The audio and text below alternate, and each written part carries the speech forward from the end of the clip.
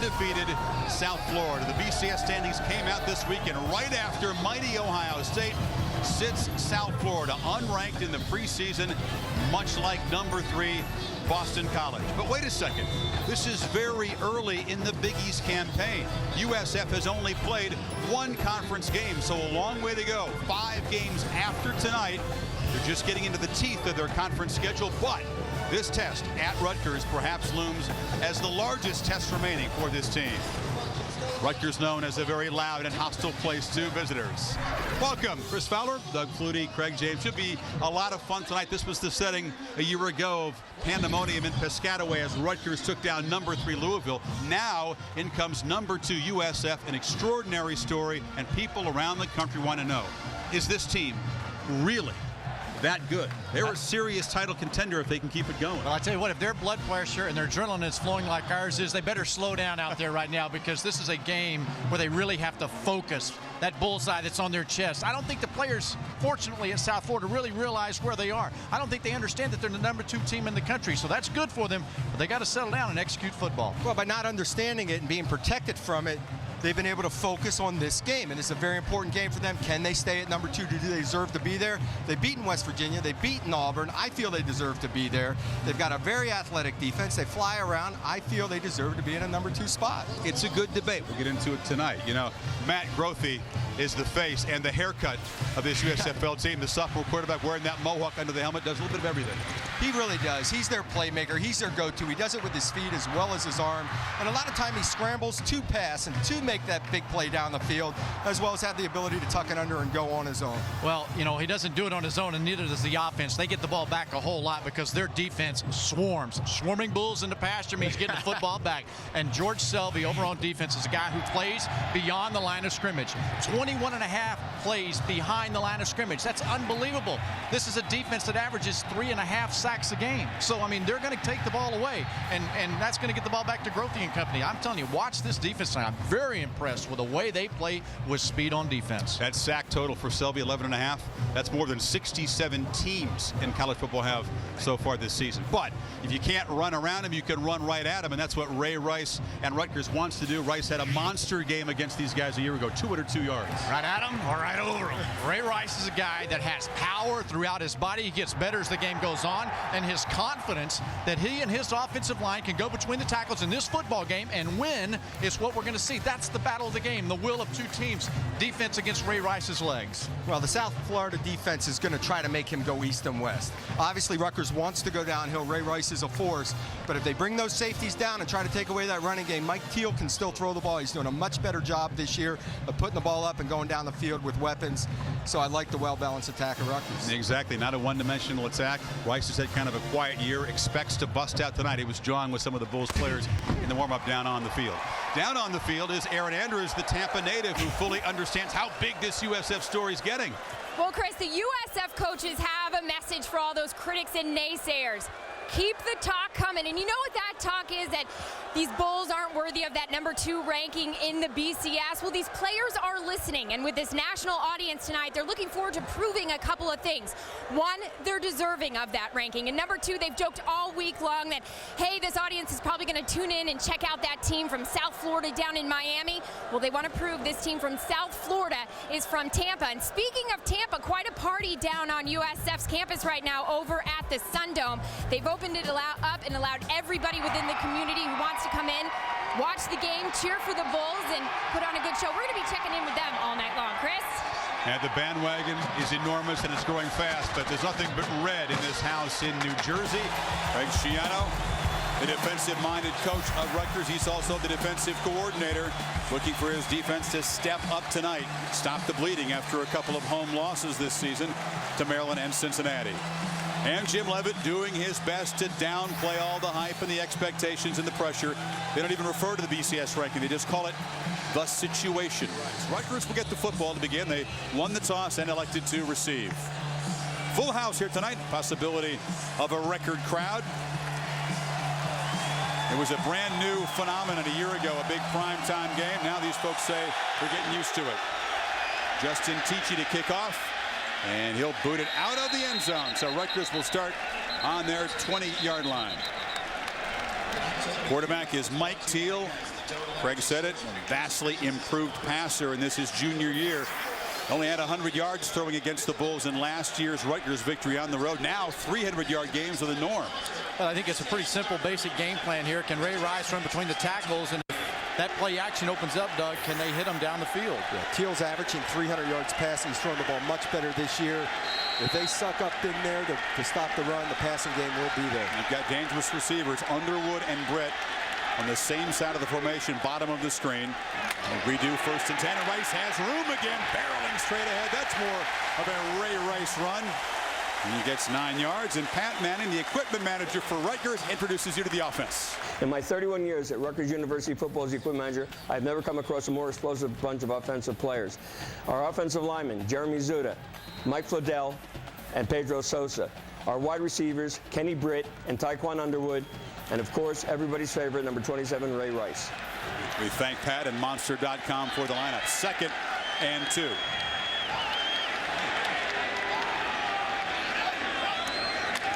No throw. Teel over the middle, fires high and caught by Kenny Britt near midfield.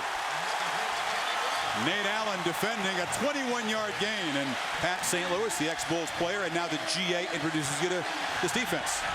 And for the fastest defense in the nation, leading the way is George Selvey, the sack master, and at linebacker we have Bruce Montpremier, Tyrone McKenzie, and the team captain Ben Moffitt.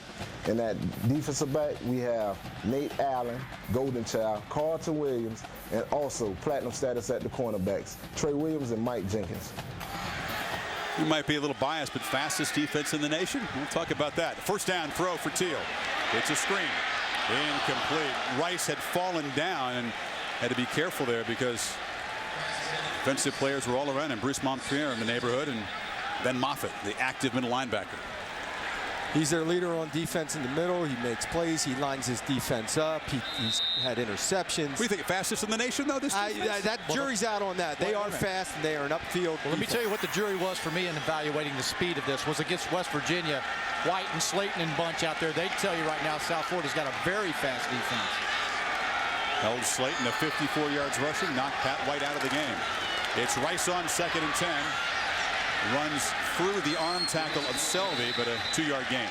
I think Rutgers has to be very encouraged with what they did on their first 2 plays. Even though they had a holding penalty, they ran an off-tackle power play that one of them bounced outside for a big gainer and one went up inside for a big gainer. So they're establishing what they want to do. And obviously for South Florida, it's all about Ray Rice and stopping him. And they've done it the last 15 games. They have not allowed one to crack the 100-yard mark since Ray Rice did it. And then Kevin Smith of UCF came in as the nation's leading rusher a week ago.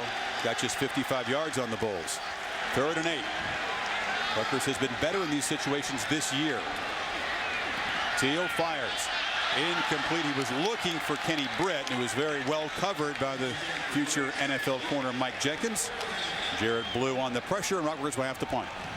Both these South Florida corners, Mike Jenkins and Trey Williams, are exceptional corners. They trust these two to be one-on-one all day so they can commit some people to the run. They do an excellent job, and Rutgers has good receivers now, Craig.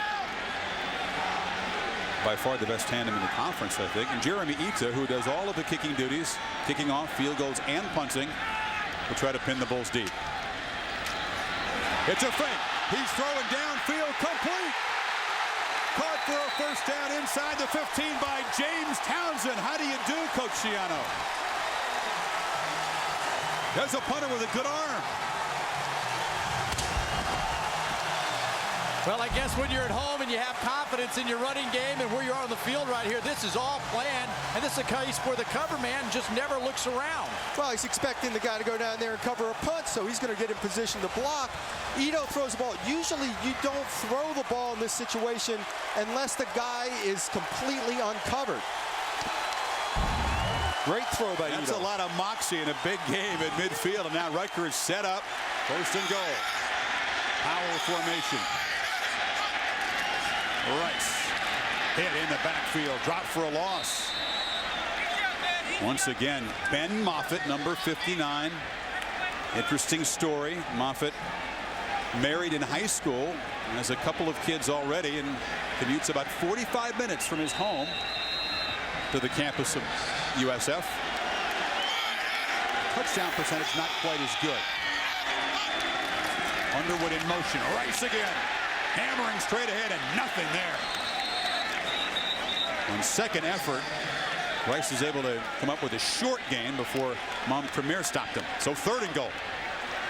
You know, the reason they're good in the red zone is because they can run the ball down here. And Ray Rice is built low to the ground, thick legs. You saw his quads yesterday, Craig. They made a switch at quarterback, guys. Jabu Lovelace, the backup quarterback, a sophomore, very talented guy from Teaneck. He's a guy that can be an effective runner in the red zone. Rice not in the backfield. Lovelace is going to throw. Pressure. And sacked at the 8-yard line. So Tyrone McKenzie, the linebacker, not fooled. The wrinkle doesn't work. And from 1st and goal at the 2, Rutgers will now have to try a field goal. And I'm sure what they were trying to do is to get the added block or get the mismatch on the numbers on the corner. But I imagine, Doug, the one thing the coach would tell him to do is throw that ball away and save the yards. It was actually it was like the Tebow play where it was a fake run. He wanted to pull up and hit the tight end in the back in the end zone, but he got jammed, and then off the scramble took the sack. So Ito, again, who completed that fake punt pass, now on for the more familiar duty, the 26-yard field goal. 8 for 8 inside 40 yards this season.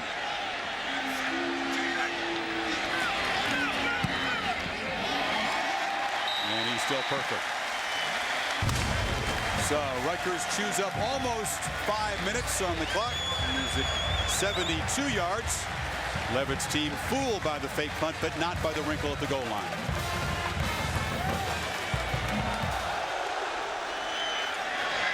And this is Torres Johnson at the 12-yard line. Johnson gets outside, gets across the 35. So the Bulls will have good field position. Their first possession, trying to answer the points. And there is the sophomore quarterback, Matt Grothe. Lakeland, Florida, just an old hunting and fishing guy. Yeah, he's got a little hunting trip coming up. Man after my own heart. He does. He's going to go bow hunting for deer tomorrow. Well, you know, getting all geared up after this game here, he's excited. He's looking forward to the trip, but he's going to fly back to Tampa and then fly up to Ohio. Yeah, with Eric Setzer, there is the long snapper. He's going to go up to Richmond, Ohio, near Columbus, but he's hunting Scarlet Knights tonight. This is Ben Williams, a nice gain on 1st down. Pat St. Louis is back with the Monster.com USF offensive lineup. And now for the Bulls starting offensive lineup, we have Walter Walker, Ryan Smith, and at receiver we have Torres Johnson, Amari Jackson, and Marcus Edwards. At tight end, there's Cedric Hill, running back Ben Barbecue Williams, and at quarterback, Matt Joe Montana Grothe. Williams on 2nd and 2. Can't quite get the corner, but does get a 1st down before Maso Munoz, the middle linebacker, drags him down. Munoz with the tackle. Munoz, one of those first-year starters at linebacker. Gianna really misses Quintero Frierson, Devron Thompson. They had a couple of veteran linebackers who were the heart and soul of the defense. It's been tough to replace those guys. Some growing pains this year. Well, and really trying to make sure that they keep an eye on Matt Grothe and know where he is at all times to keep leverage and make him funnel to the inside. On 1st down, empty backfield. Ben Williams, the tailback, in motion to the near side now. Grothe wants to throw. It's caught short. Gained by Marcus Edwards. And once again, Pat Manning, equipment manager, to introduce us to the Scarlet Knights defense. The defense of Rutgers football. The heart and soul of our defense, Eric Foster. Our linebacker, Brandon Rankart. Our defensive backs are twins Jason and Devin McCourty, and of course, Courtney Green. All players are in love the equipment manager. Almost 4 decades of service to Rutgers football. Over the middle. Caught. Again, a short gain, and that's Marcus Edwards. Only 4 catches on the year coming in, so they're using some lesser used weapons in the early going. 8-yard gain, sets up 3rd and short. Rutgers is mixing up their looks defensively. They've dropped off in some blitz zones, and that time they ran a standard zone. Here's your comparison with total yards so far. It's yards per game, which is amazing with South Florida offense.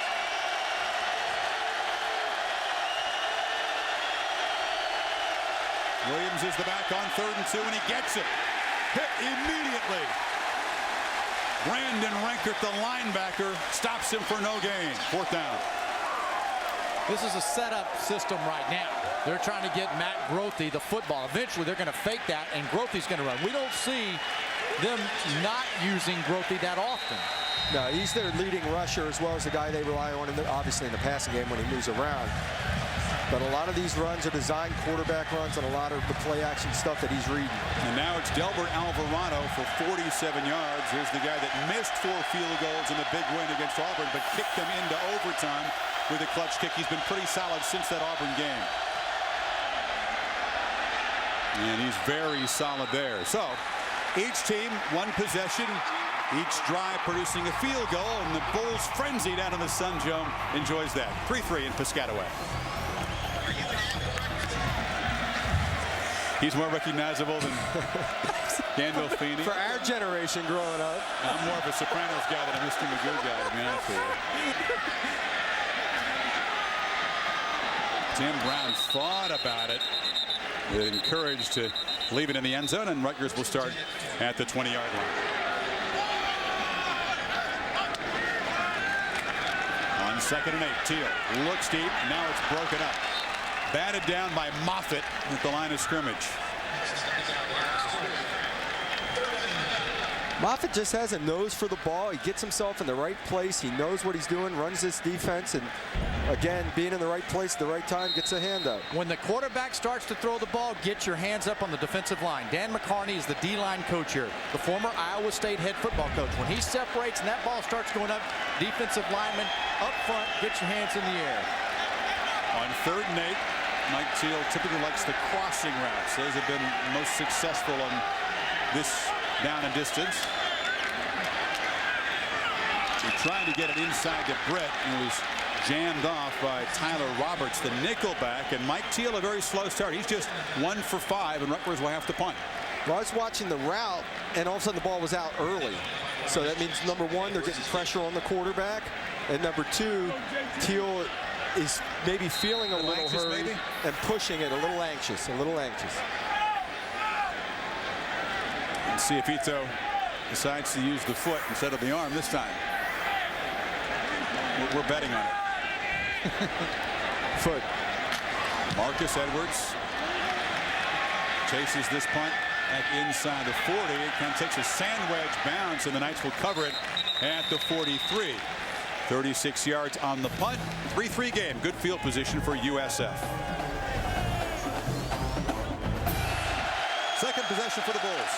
Once again, Ben Williams is the setback. They fake it to him. First run of the night for Grothe, and a nice crease.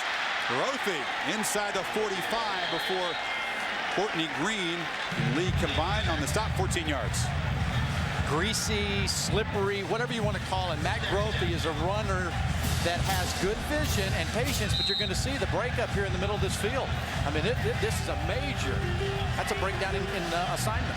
And we heard Coach Siana talking about staying on the upfield shoulder to protect against those boots to the right side or the reads to the right. Williams has a crease. Ben Williams into the secondary, spinning inside the 35. So 2 big running plays, 15 yards there, and the Bulls are threatening. And again, you're going to see some breakdowns here. A lot of movement up front, and you're running right by at the defensive line in here. You've got to break down and can't get beyond the ball carrier in the handoff. Sherman Lewis, the backup defensive end, fooled there. 5 receivers. Williams, the tailback, in the slot. Grothe looks left, flushed out, now fires a low pass. Jesse Hester Jr.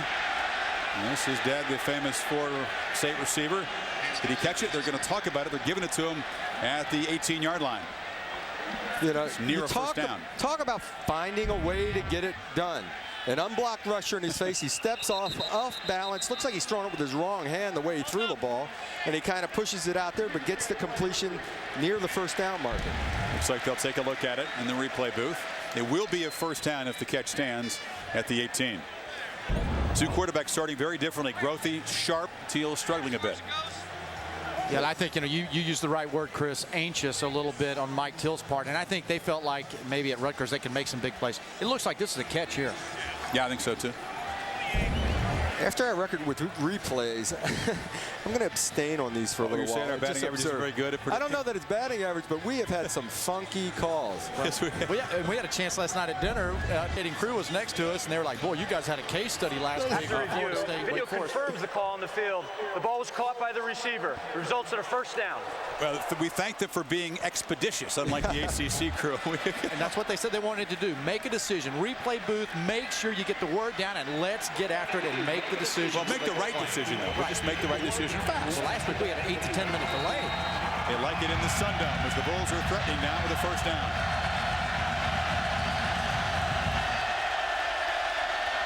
Grothe to Williams. He is tracked down.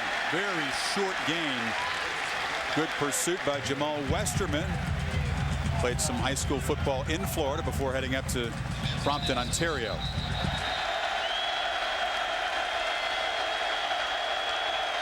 Grothe looks at the sideline. We'll see this a lot. Plenty of time on the play clock. You see trips left. That's often a running formation for the Bulls. This time Grothe wants to pass. Pressure. He'll take off. Grothe showing the quickness. Mike Grothe diving for the end zone.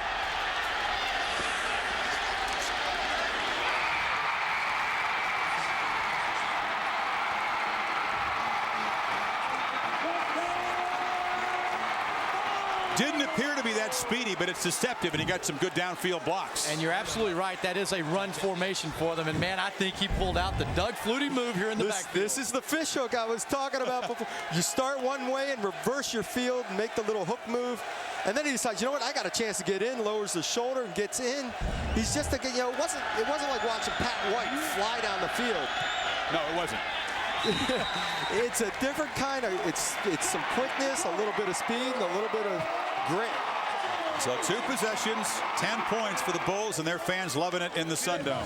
And USF has had good success mixing it up in the first couple possessions. Greg Gregory is the offensive coordinator.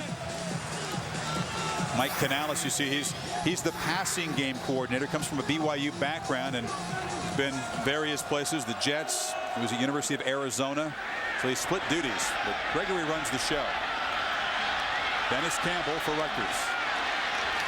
He's popped at the 27. And Teel fires over the middle, complete. It's Underwood for a first down inside the 30. He beat Carlton Williams for 14. So far, Teel's completions have been to a tight end against a linebacker, a receiver up the slot, again an inside slot receiver. Underwood here takes it up inside, and he's working in a zone, sits in the hole, and bang. They're not getting the completions on the outside versus the corners. They're getting it versus the linebackers and safeties. Good timing on that delivery, though, Doug. Threw it just at the top of the break. Squeeze it in there. So maybe he's gaining in confidence. This is Rice. Turns the corner. Ray Rice lowers the shoulder pads and gets about 8 as he ran over the corner, Ryan Gilliam. Ray said that the biggest development that he's had is patience. Inside, guard tackle coming around the outside, and then the burst. We've seen 2 or 3 times now Ray Rice coming around the corner with some speed, and not just speed, but some woodshed. He brings it at the end of the run and delivers the blow. Coming at you. Rice with 52 yards in the first quarter. There's Michael Strahan of the New York Giants in the house tonight here in Jersey. We'll visit with him as we come back after a quarter. The second-ranked Bulls up by a touchdown in Jersey. Start of the second quarter here. 2 possessions, 10 points for USF. But Rutgers chewing on the clock. Had it for almost 10 minutes of that first quarter, running almost double the number of plays as USF. This is play number 10 on this drive. A 2nd and 2 from the Bulls 20.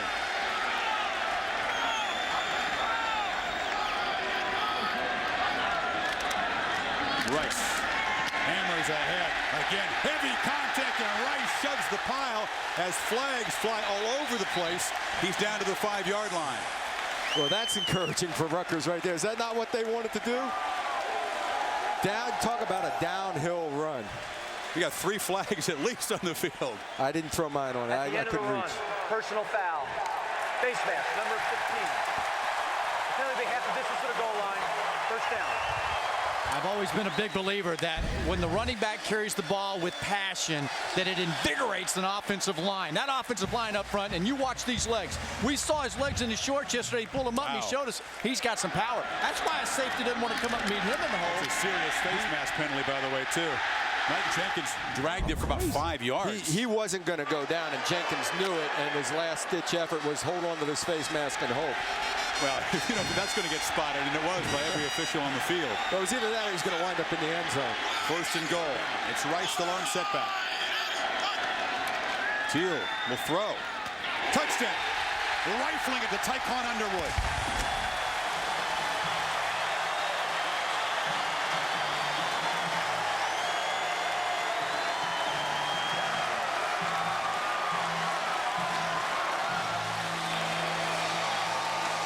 Quiet in Tampa. The frenzy now is in Piscataway as Underwood collects his 5th touchdown of the season, the Knights' leading receiver. They go away from the bread and butter that entire goal-to-go series, but it works as Teel delivers the bullet. Ito, perfect this season on PATs. It's 29 for 29. 10-10. Underwood does a great job on this route of sitting down in the window. Brock, the tight end, goes up and through and runs to the corner and clears out the zone coverage. Underwood comes underneath, hooks up, and bang. Great timing by Teel. The defensive guys keep a close eye on that play count. Here's the kick. It's taken short by Ryan Gilliam. And good coverage by the Knights, who drop him at the 17. Ben Williams back in the game as the setback. The junior who's carried the bulk of the running load tonight. Grothe, perfect passing. Run it 3 times for 24. No turnovers, only 1 penalty tonight. Pretty clean start. That's both teams combined. Grothe keeps it and has a crease. Grothe center sets into the secondary. Drags a man to the 43. Grothe, the ball carrier. Jason McCourty, one of the McCourty twins, on the stop, but a 14-yard gain.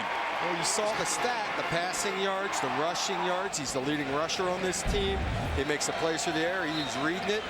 Fakes the handoff. Actually, this isn't even a read. This is a run all the way, it appears to me. Yeah, but you know what? When we listened to practice yesterday, and Devin McCourty, the corner's got to get down in that. They do not want to play outside in this game against Grothe. Talked to Matt Grothe's dad, also named Matt. He says he's so nervous during games he almost loses his lunch. Matt, nothing bothers him. Gets the snap off just before the play clock expires, and there's his first incompletion of the night. Tried to get it to Ben Williams. Grothe, a guy that has been called, no disrespect, but a poor man's Tim Tebow. Not quite the size of the Gators quarterback. Certainly not the hyper recruit that Tebow was out of high school. Well, we've seen his running style here tonight, how slippery he is. If you don't get on him immediately, Grothe will get you. And there's his dad. You think he's ready to lose his lunch that he had? When he pulls those balls, Dad's, the problem is sitting in the stands, you have no control over anything, so you're a nervous wreck. He's been in high school coaching. He knows the game well.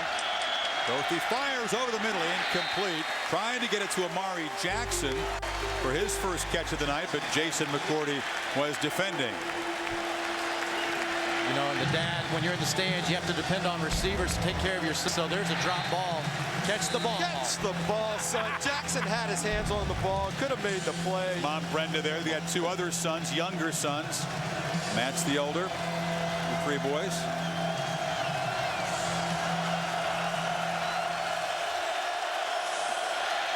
Third and 10. They're 0 for 2 tonight. Rutgers shows pressure and brings it up the middle. Grothe lost it to the outside, incomplete. He was looking for Dontavia Bogan, the freshman. LaFedge, the young safety on the coverage. Bogan ended up bringing pressure there, guys. Bogan didn't exactly. Grothe had to rush to throw and throw it a little bit early and anticipate. And Bogan didn't come out at the angle that Grothe thought he would come out at. He came out nice and flat, or the angle that Levitt wanted him either. No, somebody didn't take the right angle. Alvarado to punt. High kick. This time he does a better job of not booting it in the end zone. It's fumbled. Picked up by the Bulls. And now they'll blow it. A whistle Eric Setzer. He's the long snapper who was down there. He's got possession. This is a muffed punt. Therefore, it cannot be advanced. Where if he had caught this ball, got hit and fumbled, it can be advanced. But this is a muff, and the ball ends up in the return team's arms. The fumble by Brown. Right into the big fella's hands. He can't advance it, but good hustle. Running style here. How's that form? But you know what I like is the referee, John McDade, he gives the explanation for it. They keep the play going on the field, and they don't take time away from the game. So the first mistake of the night by the Scarlet Knights. Grothe looks, fires on the slant. It's caught by Jesse Hester Jr. into the end zone. Just like his dad used to do. 28 yards. And the Grothes love that. And so do the folks in the Sundome. You talked about this being a clean football game. When Rutgers has had problems, it's been because of turnovers and lack of execution. We've seen their defense melt down against Maryland. You ask me, do I want that job? No way. Alvarado makes it a 7-point lead once again for USF. So Grothe still sharp. They convert on the muffed punt.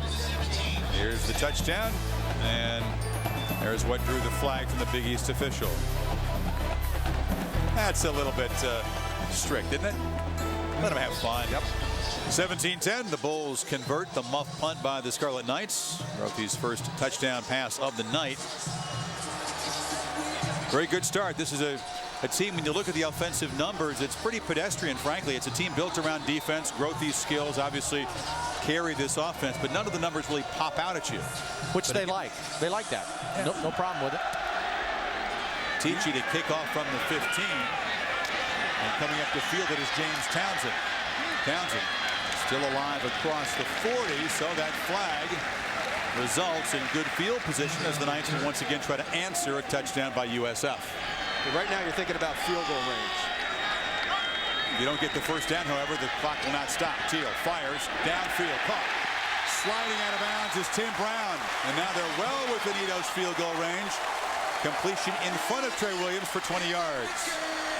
This is how quickly a game can turn around. You have a blocked field goal. You get lucky and get a points off the board. Now, you get greedy here, which is what Jeff Tedford did for Cal, and it perhaps cost him a game. Well, we had an outside throw there. Right. No timeouts. You got no timeouts. If he gets dropped, it's going to be a hurry to try to get the field goal team on. Teel fires into the end zone. Got a man. Caught. No drops. Kenny Britt laid out, thought he had it, defended by Williams, could not come up with the ball. Well, so much for that theory there, Flutie, man, about not throwing to the outside. Oh, hey, Williams, he better rethink how he's going to cover guys. Well, Brown turned Williams around on that little out corner route. Now they blow by him with Britt, and boy, that was close. But now, Chris, you're on to something here. Be careful with the clock. Make sure you don't give up a shot at 3 points. Do not get tackled short of a first down in the field of play. And if you do, run up and try to spike the ball. Don't try to run that field goal team out.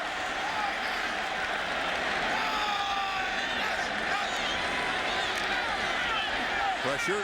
Teel fires. No flag. Uncatchable. Jenkins on the coverage. That was a bit of a gamble by Shiano. Let's say that ball is caught in the field of play. They would have had to hustle down there, try to spike it. Now they'll bring out Ito with 11 seconds to go. That's an excellent job in a 2-minute scenario, especially with no timeouts, to get the ball down inside the 25 and give yourself a good opportunity to get through.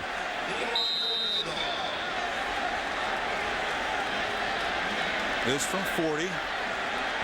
Ito reliable. His last attempt low, of course, was blocked.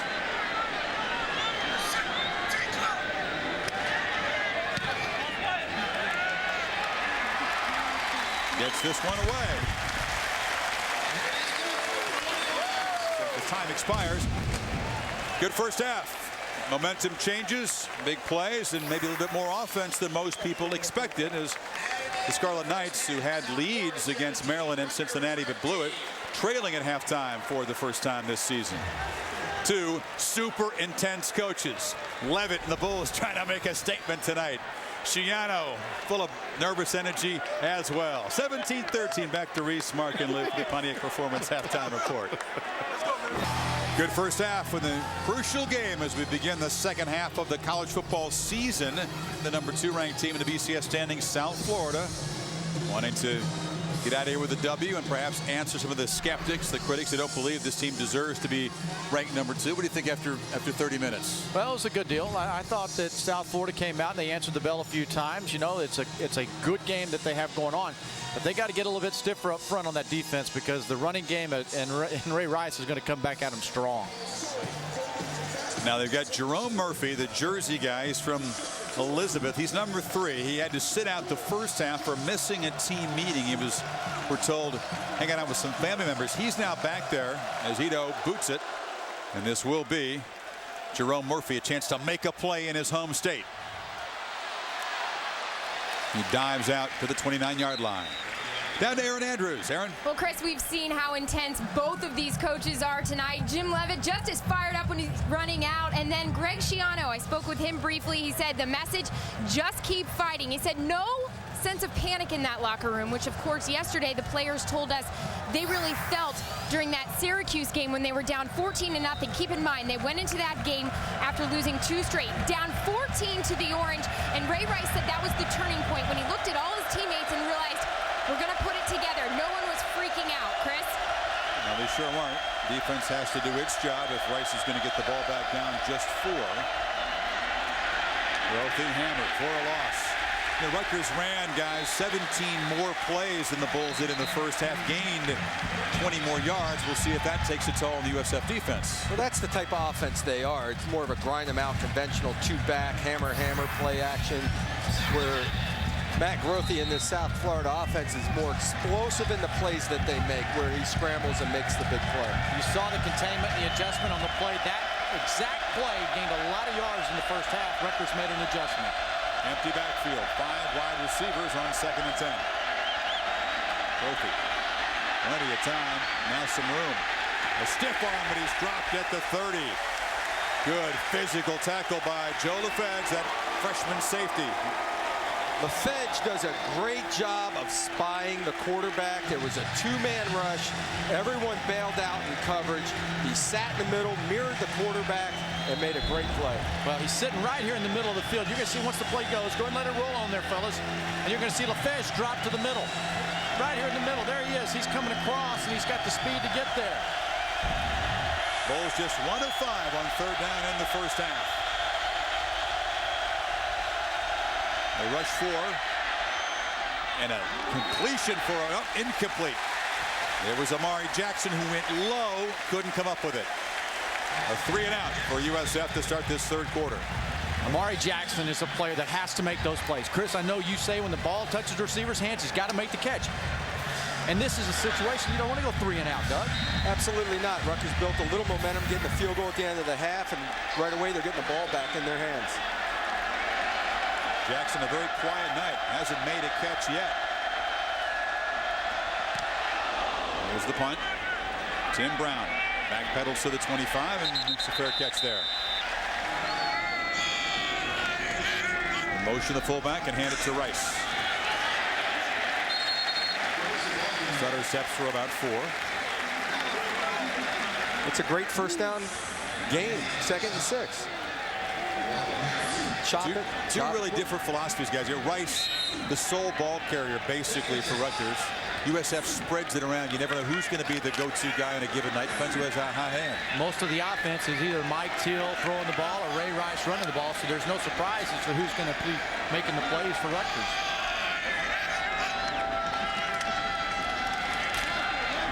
Rice still chopping for a short gain. Sets up about 3rd and 4. Aaron Harris, the sophomore, at the stop. As Schiano said, we're going to get Ray Rice his touches, keep him handling the ball. They want their playmakers holding the ball. Well, this is 100 yards there, and so all of a sudden, that South Florida defense that had gone 15 games, right? This is the 15th game now. He was the last guy to get 100 for him. And he got 200, and he gets stronger in the second half. Now they may look for Britton Underwood. The two excellent receivers have had a pretty quiet night so far for Rutgers. Teel. High catch by Underwood. First down. Underwood off and running. Tyquan Underwood to the house. 69 yards.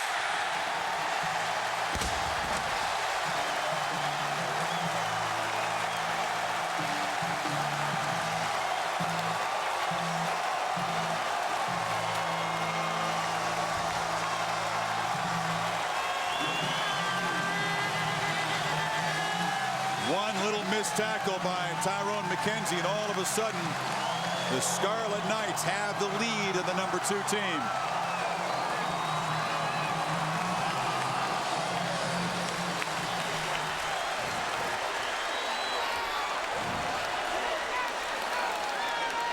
Ito make it a 3-point game. Said that's the difference in this Rutgers offense this year. Playmakers on the edge, and Teel able to use them. Well, you know, we said Teel had to make some plays. He gets it to the outside, which is where Doug said, hey, we need to work the inside, the outside. Missed tackles will cost you. Rutgers Stadium sold out, full of red and rocking right now as the Scarlet Knights on the 69-yard touchdown reception by Underwood. The longest play given up all season long by the Bulls. Rutgers now takes the lead.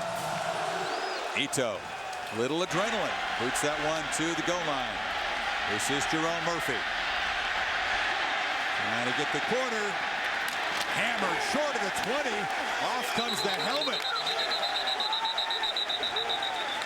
Remy Nubani, number 10, down on the hit.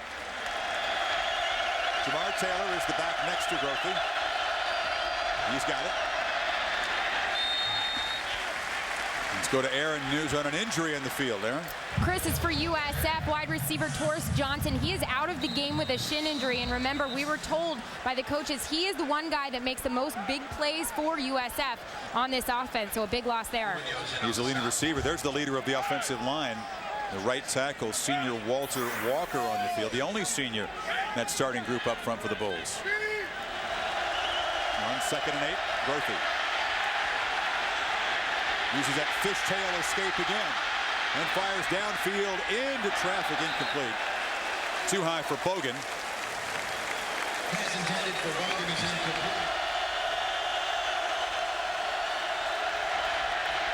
Grothe on 3rd down. Has to just throw it away. And Rutgers defense a lot more stout in the 3rd quarter. Jonathan Freeney was there on the pressure. Just a great job of pressuring the quarterback consistently. And Grothe, he escapes. I mean, he's not even looking at the rushes coming at him. He slide steps, he fish hooks it. He does what he has to do to get away. Containment's the deal, though. Containment right now. And Rutgers and Greg Schiano made the adjustment, and they're not going to allow Grothe outside. They're going to keep a spy on him every play. Tim Brown back to receive Alvarado's punt.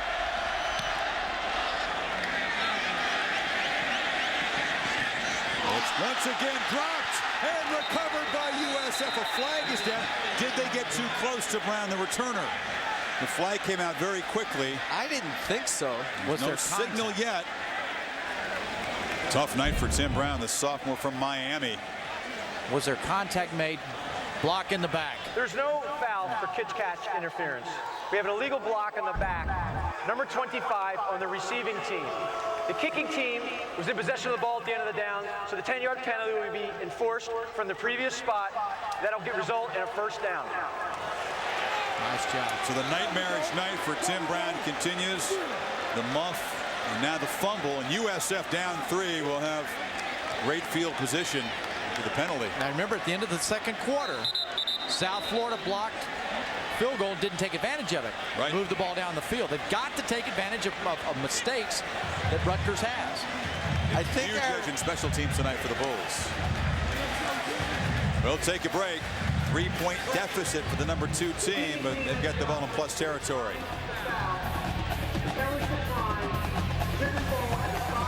But the Rutgers momentum was pretty short-lived. It was the second miscue on a punt return by Tim Brown, who will not win a Heisman Trophy with that kind of play. The other Tim Brown. So USF declining that penalty, and they're set up at the 24-yard line. All right, now you got a little strategic change here. Walter Walker goes down. Jared Carnes, 70, comes in at left tackle. They move the left tackle, Mark Dial, to right tackle. So there's some newness on the offensive line now, and Rutgers has to attack that. Just one first down for USF so far in this third quarter. Busby, the tight end, comes in motion. Hand it to Jamar Taylor. No, Grothe keeps it. Grothe rocked inside the 20 by Munoz. Nice gain. Go to the other side. They've been really wearing out the left side, so try the right side of this deal. And you've got Mark Dial, your left tackle, that was your starter over on the right side now, so see if you can open up the right. Munoz did a great job of pursuing and pulling down Grothe from behind. South Florida had the edge. They had numbers on the edge, and it blocked that play extremely well.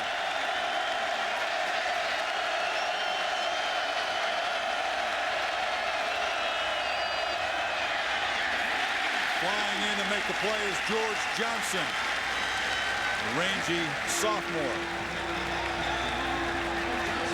Rutgers is really pressing the line of scrimmage with both linebacker depth and safeties creeping up. They're asking South Florida to throw the football. They're pressed up on the corners. Both corners are in the face of the wide receivers. Somebody's got to go up and take advantage of that pressed up coverage. Empty backfield. Where's the spy in this one here? Somebody in the middle of that field. Pressure up the middle, incomplete. They brought the blitz. Glenn Lee, the safety, made a beeline for Grothe, and a field goal attempt.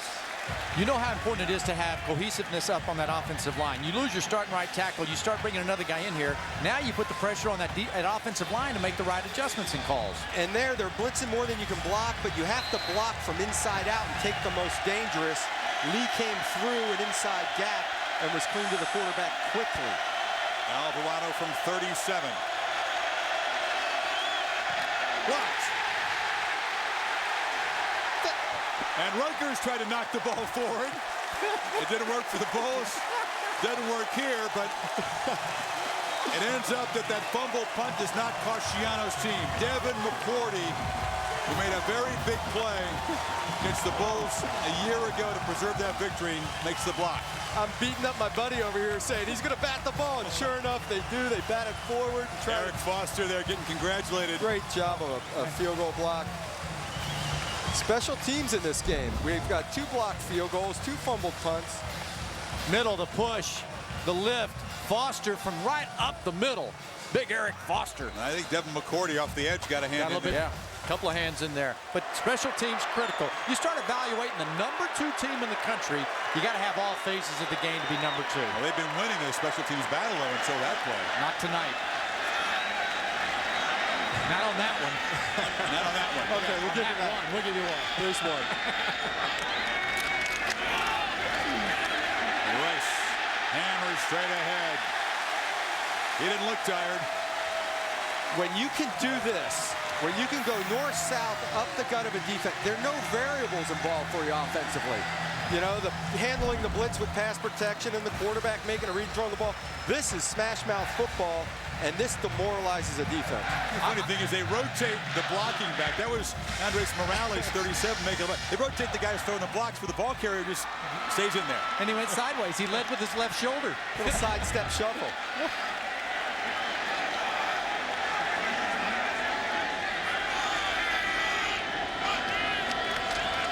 Rice again. Running through arm tackles. Ray Rice takes off.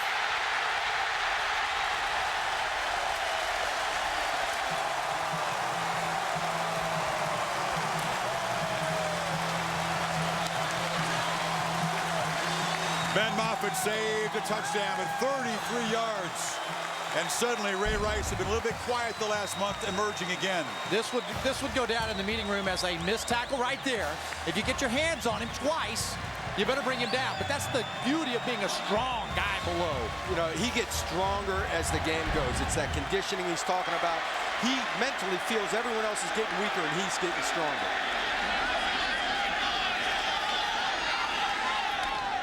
Rice. Pretty clogged middle. He still manages to fall forward for a couple. But because it was a 1st and 5 situation, any positive yards keeps you in good down and distance. They just need to worry about converting first downs. And eventually you bump into the goal line. However, when they've been getting down close, it's been tough once they get down close.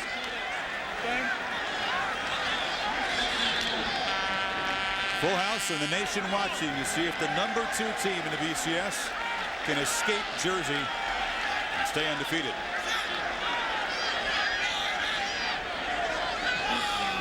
Underwood motions. Rice shuffles straight ahead as they try to move Richard Kleebert out of there again.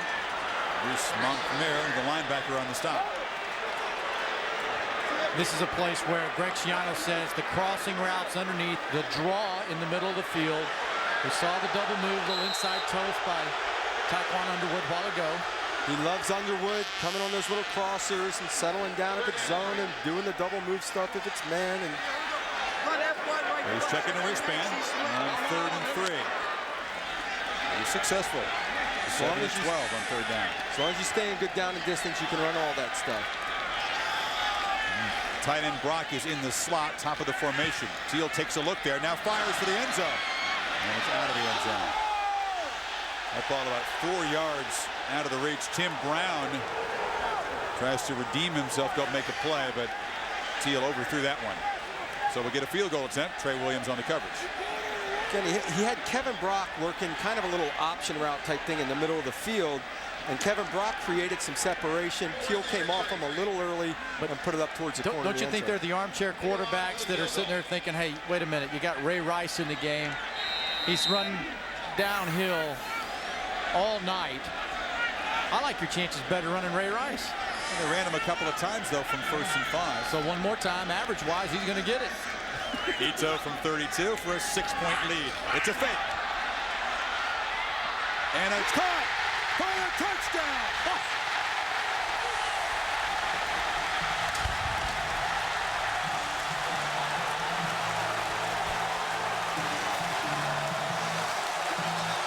Oh, the trickery tonight. Andrew DePaul, the holder, rolled out and found Kevin Brock, the tight end, who released off the line. What a quarterback. Yep. Watched him in pat and go, sitting there thinking DePaulio Attaway, you know, he comes out and has a chance. What a pass. What a throw. What a call. Gutsy call. You know, I was getting ready to say, this is kind of a risky play, this field goal thing. There's DePaul to hold. He's way down the depth chart as a quarterback, but a huge completion. Yeah, Ito, the punter, with a big 36-yard completion in the first half. Now you got DePaul, the holder, in the field goal with a touchdown. And all of a sudden, #2 down by double digits late 3rd quarter. And Rutgers' house is rocking.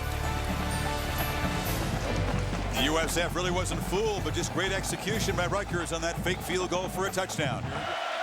Special teams. He's got a quarterback ready. He's got they've also dropped a couple punts, though. It's been a mixed bag for the Scarlet Knights on special teams.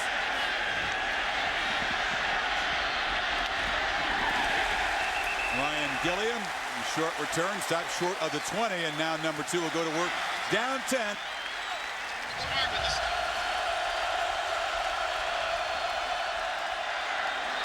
Grothe, a throw and a catch by Carlton. Mitchell breaks free and gets into Rutgers territory.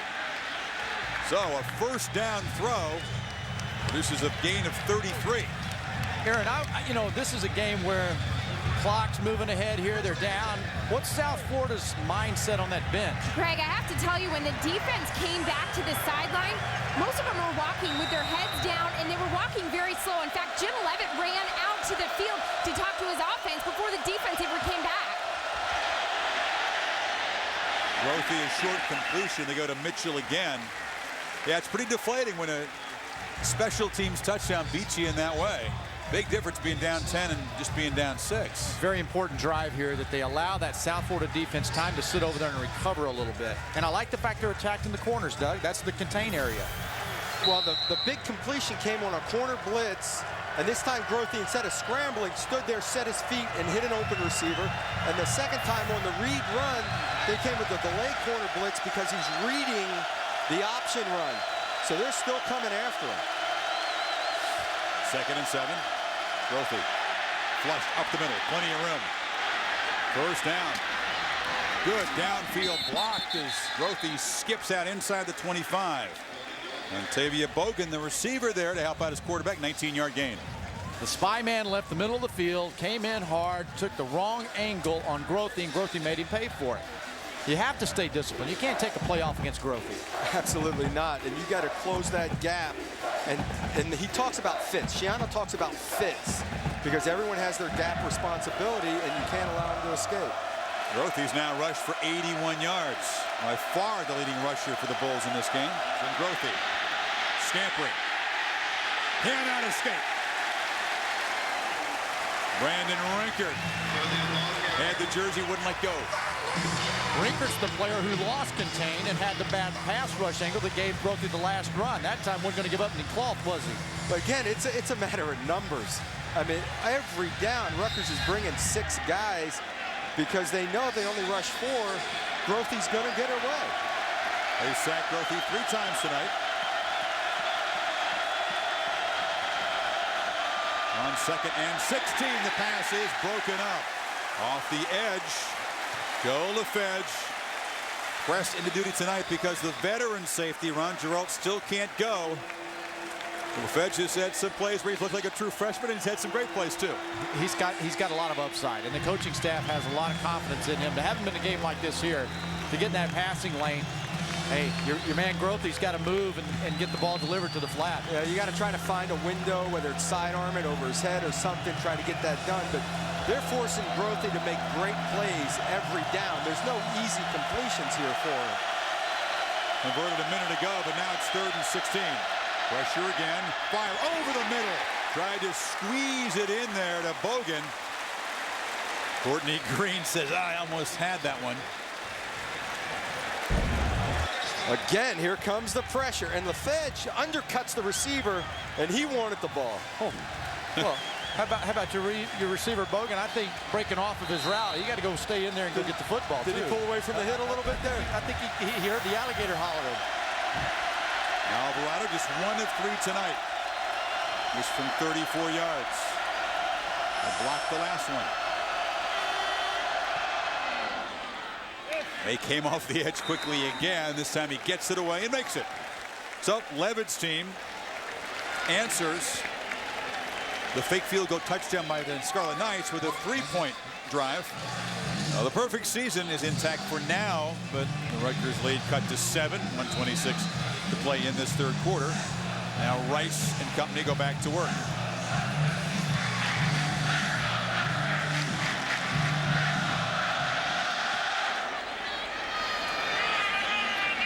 Well, the misadventures continue. Townsend picks it up on the bounce, has some room around the corner.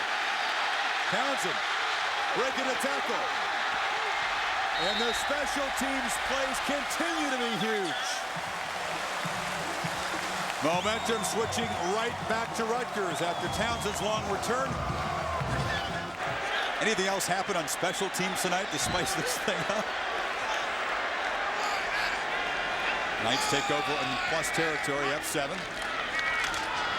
And the busy tailback bounces it. Oh. Ray Rice saw some room in front. Bowie got him just by the ankle. That was almost out the gate right there. But when you talk about the special teams, this has been a night of adventures. And this was in the 1st quarter, the fake punt. That set up a field goal. Here's the fake field goal for a touchdown with DePaolo, the backup quarterback, finding the tight end Brock. Those have been the plus plays, but they've also muffed a couple of punts. They've had 2 field goals blocked, 1 for each team. It's been interesting in that big return.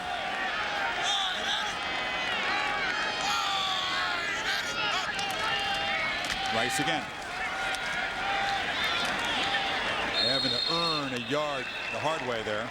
Rice, the ball carrier. Every Bull defender is within 7 or 6 yards of the line of scrimmage trying to stop Ray Rice, and he still managed to get 4 yards on 1st down. They're only a yard. Well, you know, Wally Burnham, the defensive coordinator, he says that they're very good. They can run the grass. They can run the grass. Well, they hadn't run the grass enough tonight against Ray Rice. It's not a matter of running the grass right now. It's just stuffing it. Well, notice it's been right up the middle. Nothing to the right. Very little to the left, and 122 yards out of his 157 between the tackles. Between the tackles, between the hashes. His lead blockers have been getting to work out. John Bellinger, the fullback, slow to get up. Now makes his way to the sidelines. They just keep rotating the fullbacks at 27. Just stays in there. Keep giving the ball to 27. Interesting call now. Clock winding down in the third quarter. And it looks like Teel will be content and just visit with Schiano throughout this break. 15 minutes to play. USF, if they're going to keep the perfect season alive, will have to mount a rally in the fourth quarter. Rutgers has had trouble trying to hold leads this season. 15 minutes to play. Will we see another highly ranked team beaten by an unranked team, or can Grothe engineer a comeback? Well, the largest crowd in Rutgers Stadium history, 44,267, breaking the record of last year's visit by number 3 Louisville when Rutgers pulled the upset in dramatic fashion. This crowd wondering if the Scarlet Knights can hold on. It's been a problem area for this team. Begin the fourth quarter with a 3rd and 6. On 3rd down, they flip it short. It was behind Tim Brown. What? Did it ever occur to you, though, that Ray Rice might be providing the beating?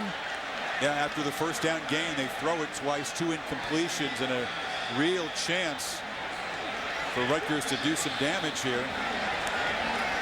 Now it's going to be a long field goal attempt. The intensity of these coaches, Jim Levitt and Schiano. It was an incomplete pass. They're getting off the field. They're making them kick.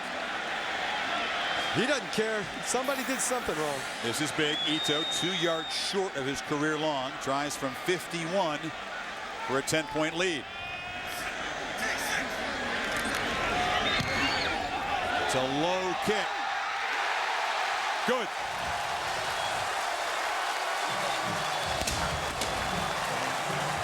A line drive puts Rutgers up by 10.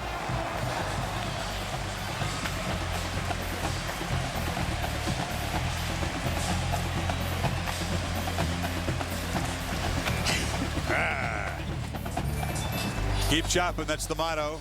1/11th chop. Each man a component of that. That's all they ask. Yeah. And they delivered. Just do your job and nothing more is the 1/11 thing. You don't have to do more than your job. The South Florida team, they're asking Grothe to do more than just his job. They expect him to go over and above. This Rutgers team, you take care of your responsibility, and together as a group, we'll get it done. Now we'll see if Gilliam or Murphy can produce a return here. This is Murphy. Lowers his head and bowls to the 30. But this is a big challenge on the road. Rutgers crowd roaring, and it's Ford taking his turn to tail back. The youngster has had a quiet night, hammered down after a 2-yard gain. Grothe, we talked about his planned bow hunting trip in Ohio. There accepts you the long snapper. They're going to fly home tonight, 10 o'clock tomorrow morning, head back up to Ohio and go hunting for deer. And Matt was very much excited about that. I think that took a slight back seat to the football game perhaps this week and what got him going. 2nd and 7. Williams replacing Ford as the back to Grothe's right. He blocks the blitz and Grothe fires downfield. It's caught. Jesse Hester Jr. taking a hit, but moves it to the 48 for a 16-yard gain. Now, I had an observation here.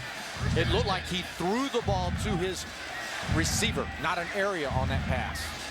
Yeah, it was a little behind him. He was kind of aiming the ball a little bit on that. He threw it to him. It just like he was kind of give it to him there. But again, that was only a 4-man rush by Rutgers. He had time to stand there, survey the field, and make a good throw. Green, the starting safety, is back in the ball game as Williams weaves his way into the secondary. 14 yards as the Bulls once again try to answer on offense. Williams is one of those guys that's relentless. You know, the reason the coaching staff likes him so much is that he just stays after it. Little chip aways at it. You know, Rutgers got to be careful here.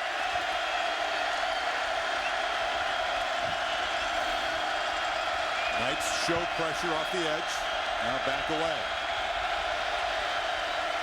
Here comes the blitz. He gets it away. Caught. About an 8-yard gain for Amari Jackson. Tampa native, his very first catch tonight. Well, that's the way you handle the blitz. He saw the blitz coming, checked to a quick route, caught the ball and just delivered it on the money. Quick rhythm. That will discourage the blitz. And he's really nailing home the point that EA just made, that he's calm and collected on the bench, so he's seeing the game still and playing what he's doing and supposed to get it done. Handoff. Williams falls forward. Looks like it's a first down. And the running Craig, the running game is what has been missing. They've had an element now where they ran for the first down there. They busted a run just a little while ago. That can keep Rutgers honest. The running game outside of Grothe's runs. Exactly. Exactly. He had been carrying the load. Williams now has 44 yards. First down.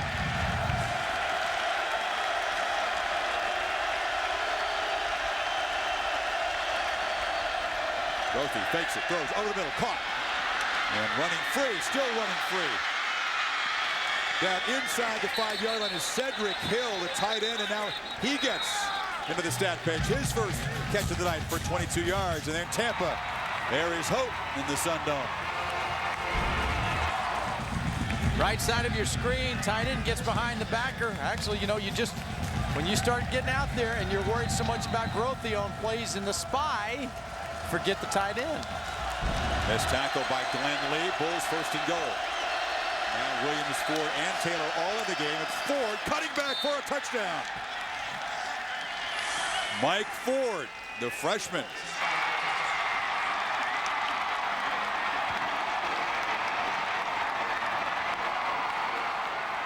So that is an impressive drive by Levitt's team, cutting into the lead. Plenty of time to play. Answer the call. 78 yards. Took him less than 3 minutes.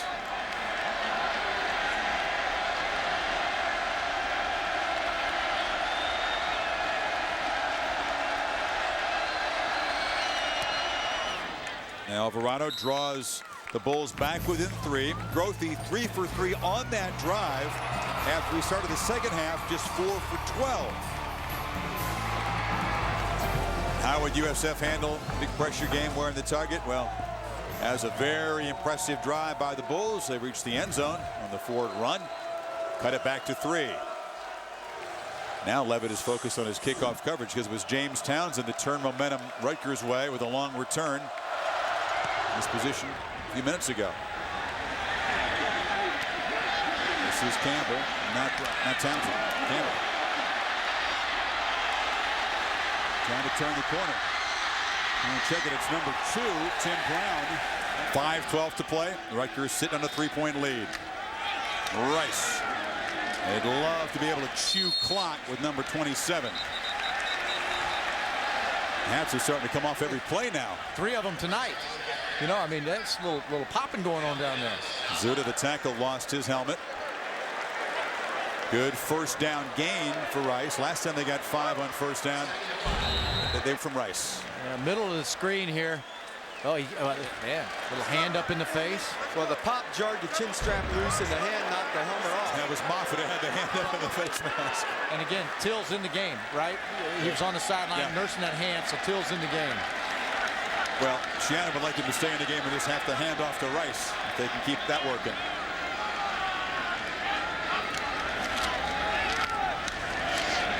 Physical run.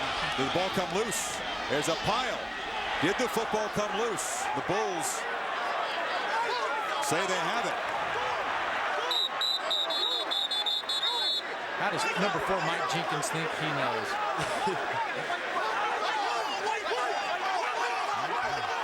Got that extra. South Florida football. The 35th carry of the night for Ray Rice. Produces a fumble.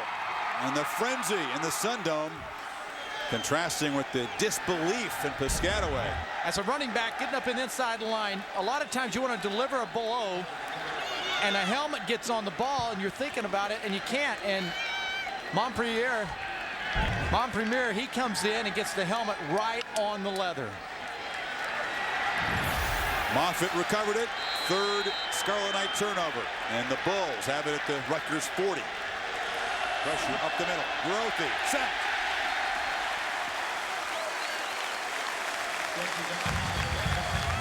Sixth sack. That one goes to Brandon Renkert, the linebacker. Matt Grothe's only 6 feet tall, and Doug, I know that you've dealt with this all your career. And when you're behind the center and the traffic's in front of you and you're enveloped, you can't see down the field. That's when it's a 5- and 6-man rush, it looks like a wall in front of you sometimes. Here comes the wall again. Grothe sidesteps it, fires downfield. Incomplete. Jesse Hester Jr. well covered there by Glenn Lee. By having to sidestep the rush, it throws the timing of the route off. The ball's delivered a little bit late, and he runs the receiver out of bounds. We haven't seen Matt run in a while, right? There's a spy waiting on him, but when you're playing in space, Matt Grothe versus a spy, I'll take your chances. 5 of those sacks after halftime. 3rd and 15. Wobbly pass, tipped by 2 Rutgers defenders, incomplete. Boyd Lee and then Devin McCourty each got a hand on that. This ball kind of comes out of the side of Matt Grothe's hand. It goes nowhere near where he wanted it. The ball just, he was anticipating something happened, did a clutch in his throwing motion. 3 different Rutgers players had an opportunity at the ball. And on 4th and 15, Alvarado into punt. Dennis Campbell will try to just field this one cleanly. High kick. And it's a touchdown.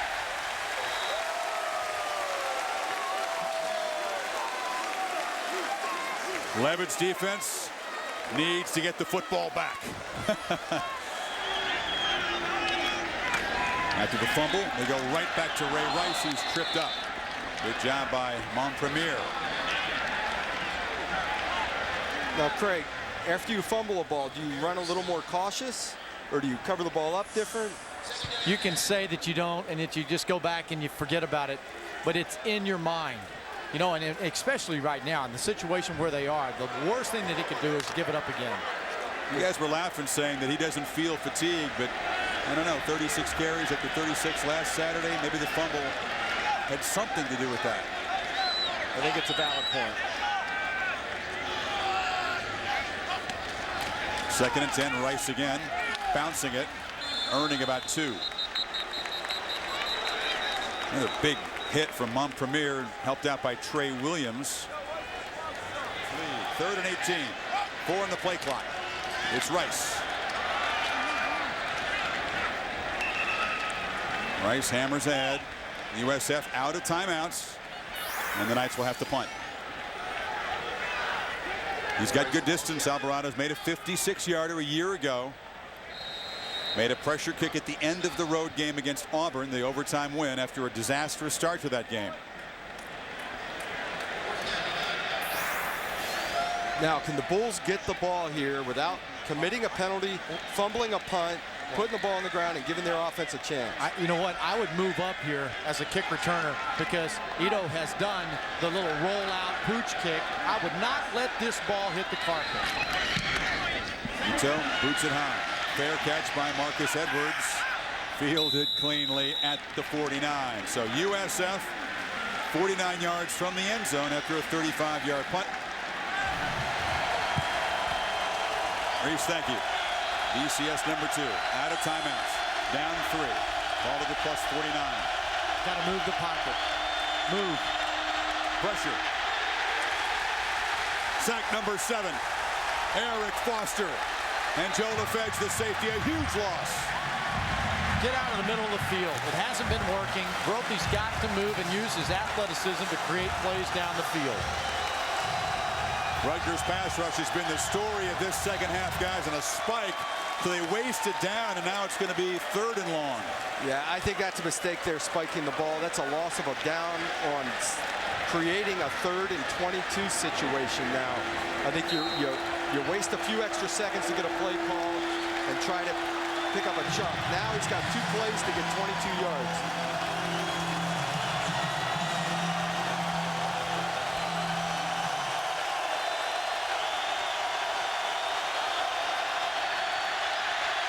Grothe fires over the middle. Incomplete. Not an interception.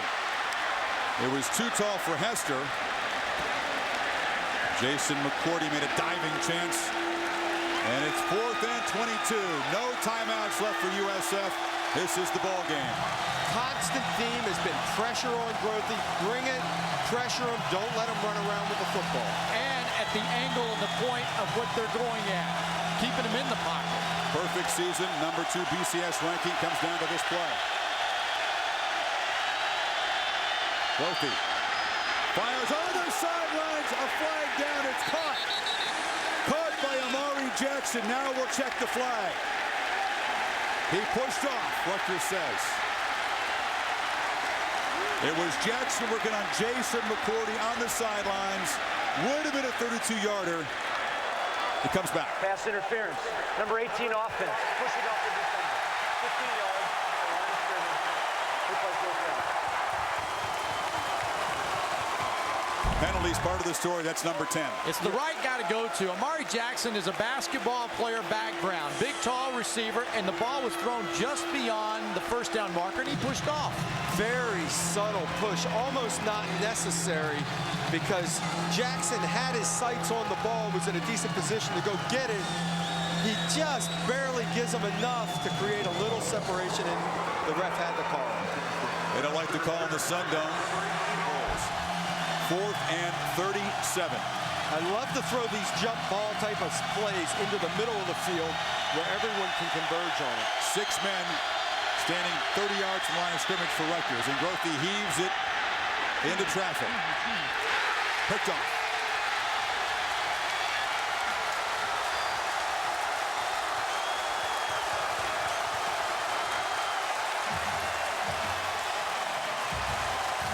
Zaire Kitchen with the interception. The prayer not answered. The perfect season for USF dies in New Jersey, as well as their dreams of making it all the way to the BCS championship game. Levitt's group can refocus on what he called their prime goal, making the Big East title their focus. And Schiano's defense does a terrific job in the second half of adjusting. Absolutely. All the pressure they had, Schiano did a fantastic job defensively. Jim Levitt's done a fantastic job with this team. They just come up a little short. A nightmare with a K. Special teams. No timeouts. Teel will just take a knee. Well, next week, Boston College at Virginia Tech. You know what? BC, again, just sitting pretty. They're off this weekend. Shot to maybe move up to number 2. And the ranks of the unbeaten shrink again. For a 4th consecutive weekend, guys, a team ranked in the top 5 will be defeated by an unranked opponent. Now, USF was a narrow favorite coming in, but the top 5 continue to be endangered. You got half the season left to play.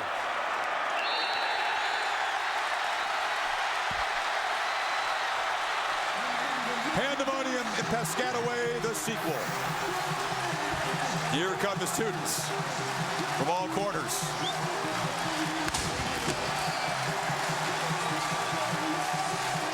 We saw it last year when they beat Louisville.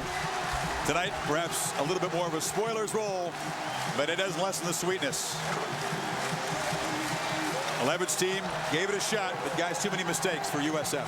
Absolutely. For a number 2 team in the country to have the mistakes on special teams, the conversions against their special teams, a blocked field goal, just couldn't get it done. But it came down to this. Could they stop Ray Rice? Bottom line, would South Florida's defense be able to stand up as a number 2 team in the country and stop Ray Rice?